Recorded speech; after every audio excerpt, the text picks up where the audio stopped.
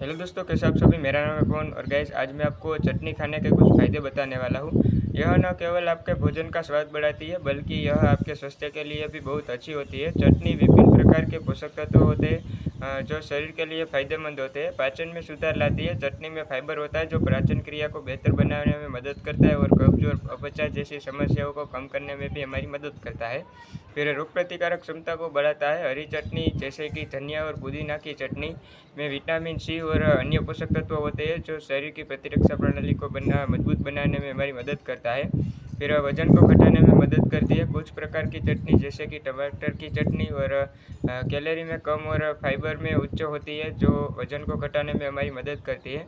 फिर हृदय के स्वास्थ्य के लिए फ़ायदेमंद होती है। कुछ चटनी जैसे कि मूंगफली और धनिया की चटनी में ओमेगा 3 फैटी एसिड होता है जो हृदय के स्वास्थ्य के लिए फ़ायदेमंद होता है। अन्य लाभ चटनी में मौजूदा विभिन्न प्रकार के विटामिन और खनिजों शरीर के स्वस्थ रखने में हमारी मदद करते हैं। तो गाइस आपको आज की ये वीडियो पसंद आई है तो वीडियो को लाइक कर देना और अगर आप चैनल पर नए हो तो चैनल को सब्सक्राइब भी कर देना। जय हिंद, जय भारत।